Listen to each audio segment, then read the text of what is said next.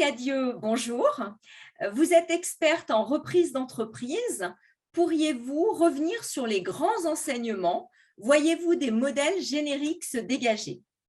Ah, Véronique, j'aime beaucoup ta question. En fait, ça fait à peu près 25 ans qu'on s'intéresse à la transmission reprise d'entreprise. Maintenant, on va appeler ça plus le repreneuriat en général. C'est un champ qui a beaucoup évolué depuis les 25 dernières années. Bien sûr, les bases ont été mises lorsqu'on s'est intéressé aux transferts familiaux, par exemple. Mais je vous dirais qu'en France, en Europe, on a bifurqué vers les transferts externes, les reprises internes, reprises externes, ce qui a fait que ça a beaucoup diversifié le champ de recherche. Et à un moment donné, on en est venu à l'idée de revenir aux bases, de développer un modèle générique qui inclurait tout type de transfert pour bien le comprendre et après retourner dans les spécificités. Alors, c'est là qu'on est. On est dans le développement de modèles génériques. Les deux chercheurs français qui ont travaillé là-dessus, entre autres, sont Julien de Freiman et Sonia Bouzakeh, qui nous ont proposé un modèle générique, ça fait quelques années, et nous ont lancé vers cette idée-là. Et maintenant, là, depuis, je te dirais, depuis 2020, avec l'ouvrage qu'on a publié, qui s'appelle Génération Repreneur, on travaille beaucoup, beaucoup de façon générique. On a développé le modèle sur une base de revue littérature très, très exhaustive. Et maintenant, ce qu'on fait, c'est qu'on travaille ce modèle-là dans le milieu. Et il marche. Il fonctionne, quel que soit le type de transfert. Alors, on est capable. En contrepartie, pour être capable de travailler avec un modèle comme celui-là, il faut être très conscient, très informé des spécificités. Ça veut dire que si on fait de la recherche sur le transfert familial, il faut comprendre que ce type-là a une spécificité, que le transfert externe a une spécificité et le transfert interne aussi, ce que ne montre pas le modèle générique. Merci. Cela m'amène à ma deuxième question. Selon vous, quelles sont les thématiques qui mériteraient d'être traitées dans le futur, c'est-à-dire les nouveaux champs d'exploration en matière de reprise ou de projet repreneurial? Oui, en fait, le projet repreneurial, c'est un nouveau mot, vocabulaire. En fait, maintenant, on a, avec la réflexion qu'on a fait voilà 2 ans, on parle plus d'un écosystème entrepreneurial avec le grand R, parce que pendant 20 ans avant, on parlait de l'écosystème entrepreneurial, encourageant la création d'entreprises.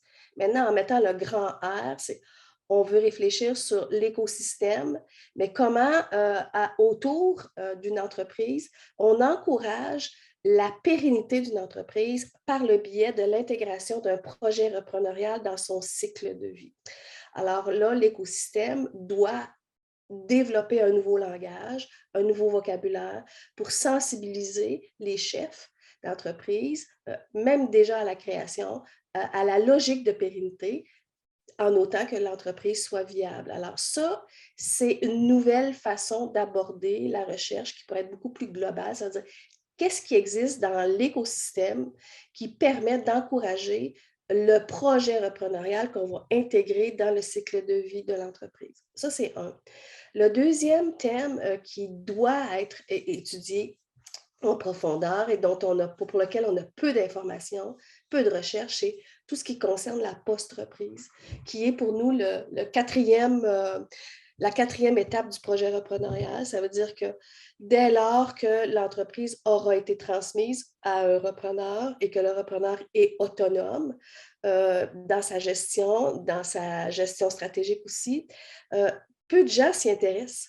Et c'est là où on découvre que les repreneurs sont abandonnés d'une part en recherche, mais aussi sont abandonnés par les gens dans le milieu, alors que pour les 5 premières années, pareil, pareil, pareil, c'est la même chose que pour un projet de création, ils ont besoin de support, notamment parce que c'est à ce moment-là qu'ils vont faire beaucoup de renouvellement stratégique. Alors, on doit comprendre comment un repreneur, même si c'est un repreneur familial, mène sa barque pendant les 3, 4, 5 premières années de reprise pour mener à bien son projet repreneurial avec sa vision stratégique à lui. Ça, c'est vraiment le gros morceau où il manque d'informations. Encore une fois, je pense que Julien de Frémans a commencé à travailler là-dessus et on s'entend pour dire, on ne sait pas ce qui se passe. Alors, il faut aller sur le terrain, recommencer à la base et aller chercher l'information auprès des repreneurs qui ont fait entre 1 an et 3 ans ou 4 ans ou 5 ans de repreneuriat. Bien. Enfin, pour les chercheurs et les jeunes chercheurs qui nous écoutent, quels sont les conseils que vous formuleriez à des jeunes chercheurs qui travaillent sur la reprise d'entreprise? Oh, c'est difficile. En fait, je pense qu'ils doivent, les chercheurs doivent se positionner sur un sujet, quel qu'il soit. Ça veut dire bien comprendre l'ensemble de la littérature existante, parce qu'il en existe, mais en même temps, pour faire avancer les connaissances, il faut qu'ils se positionnent sur un sujet X, et qui reste positionné sur ce sujet-là.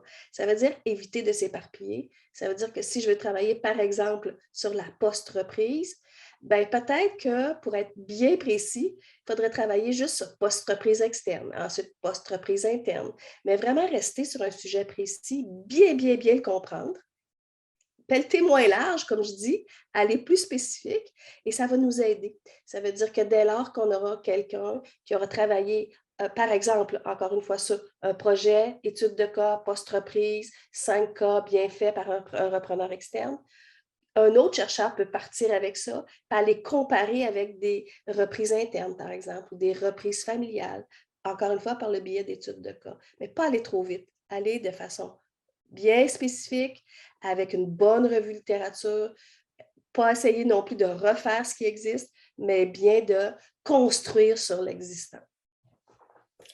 Louise Cadieux, merci pour cet entretien pour la revue internationale PME. Merci Véronique et bonne chance.